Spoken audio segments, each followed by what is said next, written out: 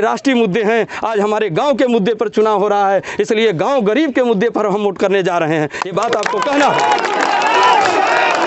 मैं आपसे पूछना चाहता हूं, आपके गांव में बहुत ऐसी समस्याएं होंगी। सपोज करिए आप लोग पढ़े लिखे लोग हैं, आप लोग युवा लोग हैं, आप देश के भविष्य हैं, साथ ही इस गांव के भी भविष्य हैं।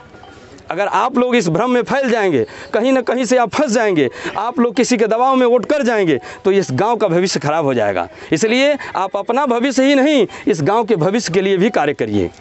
मेरे कहने का मतलब है, अगर कोई राजनीतिक पार्टी आपके बीच में आती है और वो कहती है कि आप फला मुद्दे पर, राष्ट्रीय मुद्दे पर मैं आपसे वोट मांगने आया हूं, उसे आप नकारिए, उसे समझाइए, उस प्रत्याशी को अपने बीच में बैठाइए और उसे कहिए कि मैं देश का चुनाव होगा तो देश के मुद्दे पर वोट करूंगा, प्रदेश का चुनाव होगा प्रदेश के मुद्दे पर वोट करूंगा। आज मेरे गाँव का पंचायतों का चुनाव है, इसलिए मैं पंचायतों के मुद्दे पर वोट करूंगा।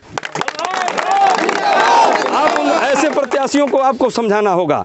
ये प्रत्याशी इस बात को भ्रम फैला रहे हैं, फला राजनीतिक दलों के झंडे से लेकर के और आपको भ्रमित करने का काम करते हैं, उन्हें आपको समझाना होगा, उन्हें बताना होगा। अगर ऐसा कोई प्रत्याशी आकर के किसी राजनीतिक दल का इस्तेमाल करता है, उसे गांव के बीच में बैठाइए और सारे अपने मोहल्ले के लोगों को जुटाइए और उसे पूछिए कि आप परवर पार्क के बारे में क्या जानते हैं। अगर परवर पार्क के दर्द को अगर आप जानते हैं तो मैं आपको वोट करूंगा, अन्यथा चीन और सीमा के मुद्दे पर वोट नहीं करूंगा। ये आपको कहना होगा।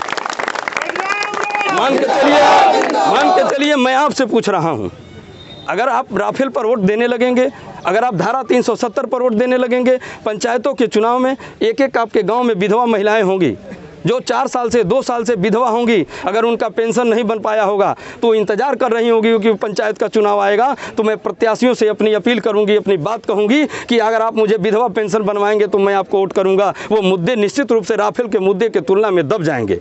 अगर आपके गाँव में कोई और बेहतर समस्या होगी, जैसे गाँव में कोई मान लीजिए गरीब आदमी है, उसको आवास नहीं मिला होगा, वो अपने झोपड़ी में रहता होगा, ऐसे मुद्दे वह मान लीजिए जो अपना नंबर लगाया होगा कि मुझे वृद्धा पेंशन अब मिलेगा, वृद्धा विधवा पेंशन और आवास और जैसे गांव गली के जो जल निकासी के मुद्दे हैं, अगर राफेल और धारा 370 के मुद्दे पर अगर आप वोट करने जाएंगे तो ये आप बताइए कि गांव के मुद्दे दब जाएंगे कि नहीं दब जाएंगे।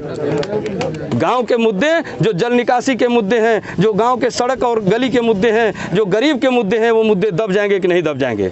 आप लोग बताइए कि वो मुद्दे अगर दब जाएंगे कि नहीं दब जाएंगे।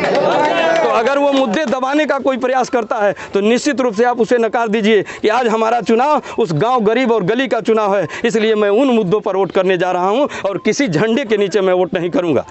ये आपको कहना होगा। अगर कोई आदमी आपके बीच में आता है, अगर मान लीजिए ऐसे भी लोग आएंगे जो आपको